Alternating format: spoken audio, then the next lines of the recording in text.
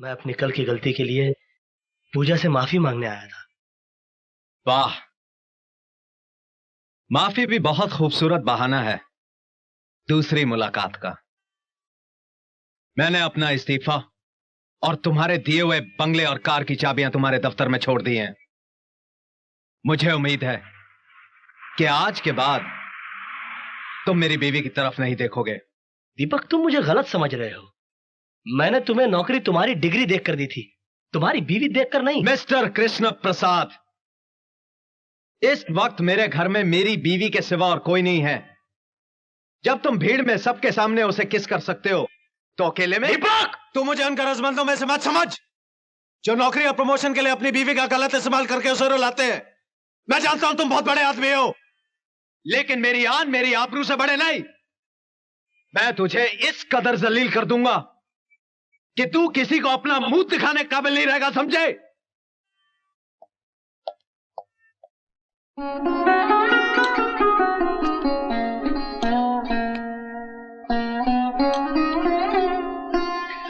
बाबूजी, बाबूजी। रो मत मेरे बच्चों, नसीब जब बिन मांगे कुछ देता है, बिना पूछे छीन भी लेता है।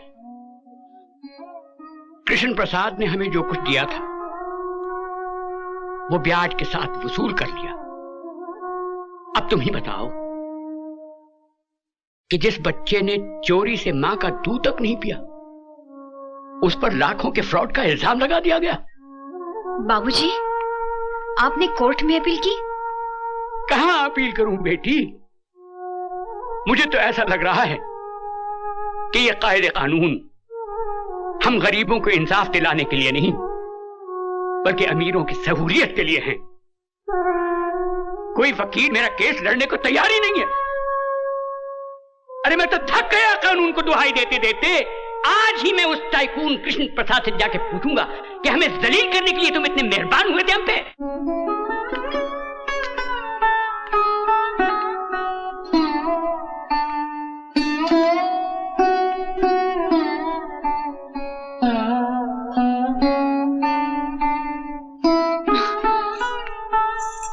बाबूजी,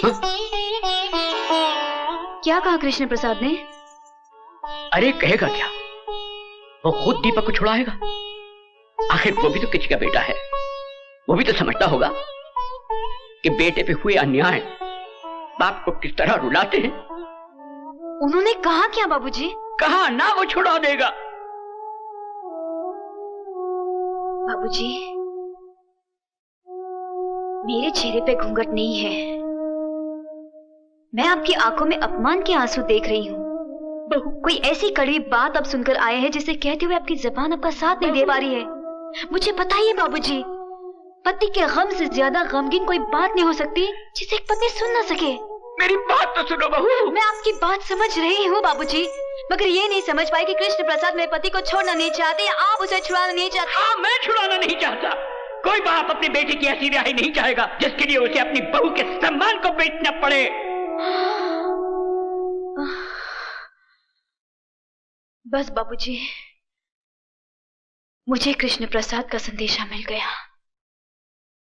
कृष्ण प्रसाद ने आपके बेटे की रिहाई के लिए बहू की जमानत मांगी है ना? नहीं बहू, तुम चौखट के बाहर कदम नहीं रखोगी। मेरा पति जेल में है बाबूजी। मैं मर्यादा के दायरे में खड़ी होकर अपने पति पे अत्याचार होते देख नहीं सकती। नहीं देख सकती, मैं नहीं देख सकती। बहू, बहू,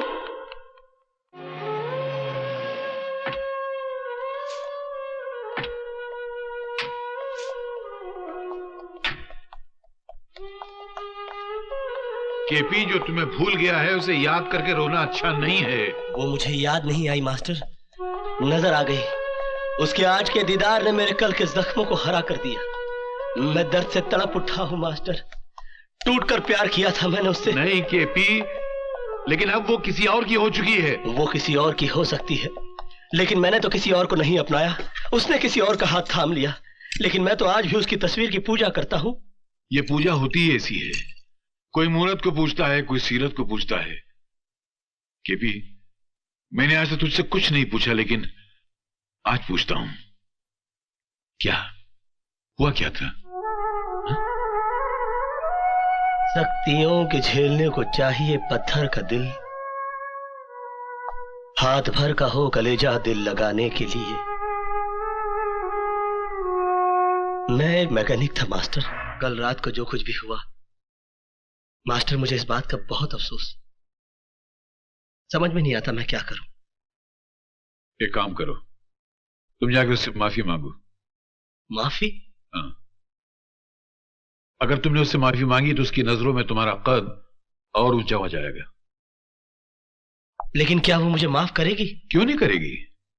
सिर्फ तुमने उससे प्यार नहीं किया था, उसने भी कभी तुमसे प्यार किया था। वो तुम्हारी भावनाओं को जरूर समझेगी। हाँ।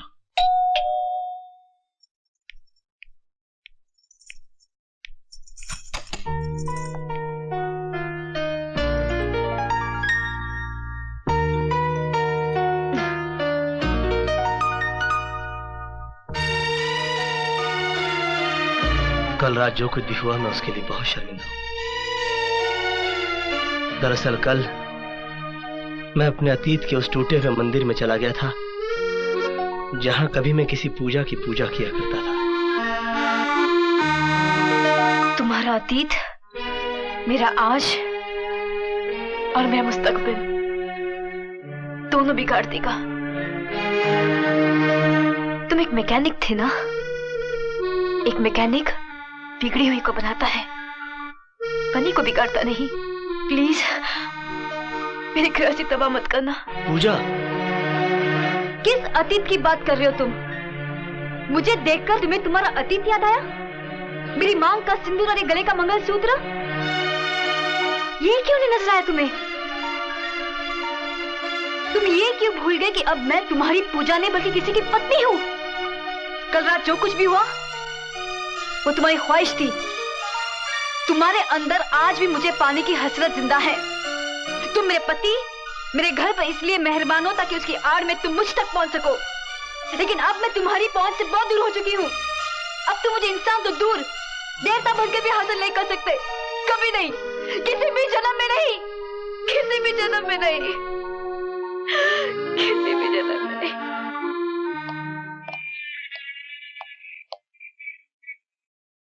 मैं अपनी कल की गलती के लिए पूजा से माफी मांगने आया था। वाह, माफी भी बहुत खूबसूरत बहाना है दूसरी मुलाकात का। मैंने अपना इस्तीफा और तुम्हारे दिए हुए बंगले और कार की चाबियां तुम्हारे दफ्तर में छोड़ दी हैं। मुझे उम्मीद है कि आज के बाद तुम मेरी बीवी की तरफ नहीं देखोगे। दीपक, तुम मुझे गलत समझ रहे हो। मैंने तुम्हें नौकरी तुम्हारी डिग्री देखकर दी थी, तुम्हारी बीवी देखकर नहीं। मिस्टर कृष्ण प्रसाद, इस वक्त मेरे घर में मेरी बीवी के सिवा और कोई नहीं है। जब तुम भीड़ में सबके सामने उसे किस कर सकते हो तो अकेले में। दीपक, तू मुझे उन गरजमंदों में से मत समझ जो नौकरी और प्रमोशन के लिए अपनी बीवी का गलत इस्तेमाल करके उसे रुलाते हैं। मैं जानता हूं तुम बहुत बड़े आदमी हो, लेकिन मेरी आन मेरी आबरू से बड़े नहीं। मैं तुझे इस कदर जलील कर दूंगा कि तू किसी को अपना मुंह दिखाने के काबिल नहीं रहेगा, समझे?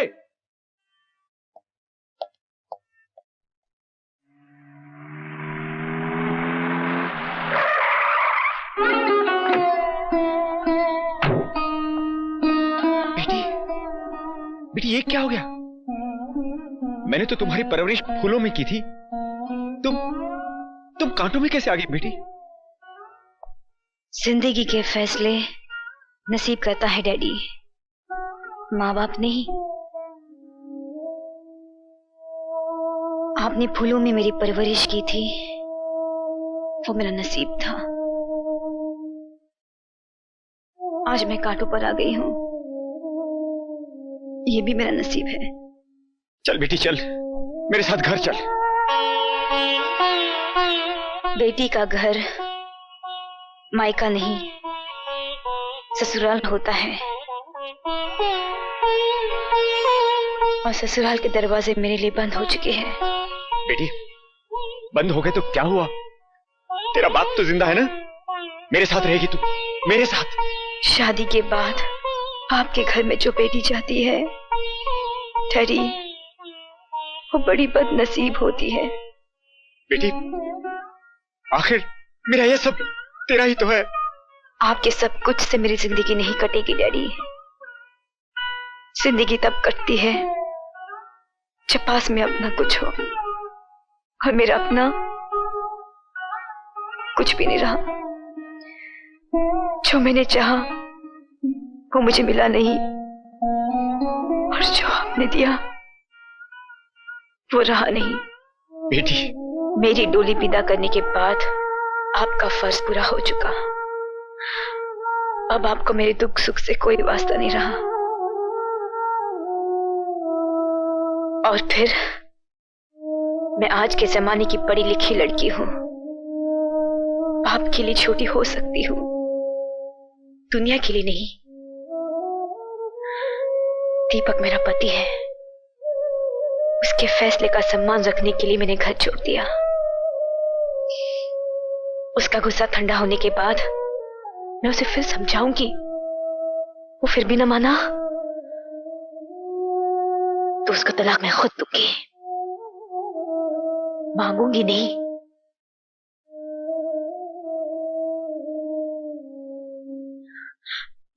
मुझे अपने हाल पे छोड़ दीजिए। लेकिन बेटी, ये सब कुछ तुम मेरे साथ रहकर भी तो कर सकती हो। दीनदयाल साहब, बच्चे जब तक माँ बाप की गोद से उतरते नहीं है तो चलना सीखते नहीं है। इन्हें चलना, चल के गिरना, गिर के संभलना, संभल के फिर चलना, इसका मौका दीजिए। ये आपके औलाद है, आपके सारे हक हैं इस पर, लेकिन इसकी तकदीर का फैसला आप करें, ये हक नहीं है आपको। इसलिए बेहतर है कि आप यहां से चले जाइए।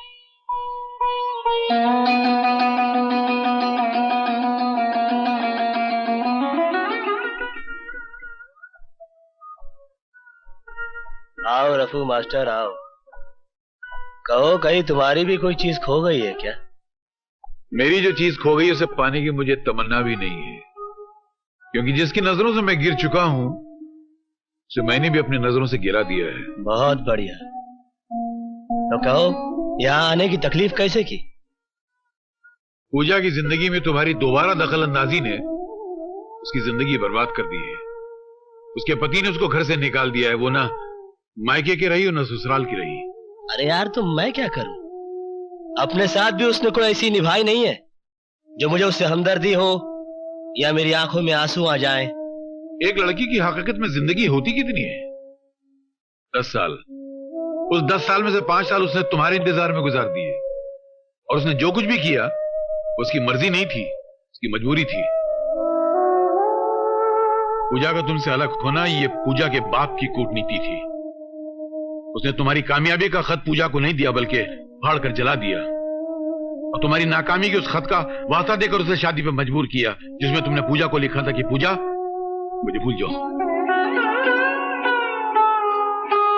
किस पे करे यकीन, किससे करे गिला, मेरे नसीब ने मेरा ये हाल कर दिया। केपी, मैं तुम्हारे आगे हाथ जोड़ता हूं, पूजा की जिंदगी बर्बाद होने से बचा लो।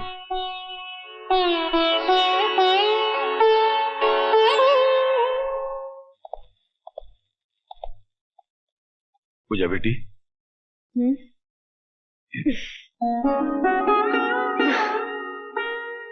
जिस आदमी ने मेरी जग हंसाई कराई, उसी आदमी को मुझ पर हंसने के लिए बुला कर लाई हो मास्टर। ना पूजा बेटी ना, तुम पर हंसने वालों को अल्लाह करे कयामत तक मुस्कुराहट नसीब न हो। बेटी, मैं मानता हूं कि आंधियां घरौंदों के तिनकों को बिखेर दिया करती हैं, मगर जो हवाएं तिनकों को इकट्ठा करती हैं उनको आंधी नहीं कहते। मैंने आपसे सहारे की भीख नहीं मांगी थी मास्टर। मुझे अब किसी के आगे अपना दुखड़ा नहीं रोना है। किसी की पत्नी बनने के बाद तुम मेरे कांधे पे सर रख के रो, ये मुझे भी अच्छा नहीं लगेगा पूजा। मैं यहाँ पर तुम्हारे आंसू पोंछने के लिए नहीं, अपनी गलतियों का प्रायश्चित करने के लिए आया हूं। दरअसल मैं अपने दिल के किसी कोने में महसूस करता हूं कि मेरा तुम्हें अपने घर बुलाना ठीक नहीं हुआ, जबकि मेरा तुम्हें बुलाना गलत नहीं था। हमारी गृहस्थी को गलत फहमी की आग लग चुकी है कृष्ण प्रसाद, और ये आग बड़ी बेरहम होती है, लगाने वाले को भी जला देती है और बुझाने वाले को भी। मेरा दामन बचाने के लिए अपने हाथ मत जला। चले जाए यहाँ से। अब जलने के लिए बचा है क्या है पूजा? गम से खाली नहीं जिस्म का कोना कोई, हम रहे ना रहे हम पे मत रोना कोई। पूजा हमारे साथ आ पूजा।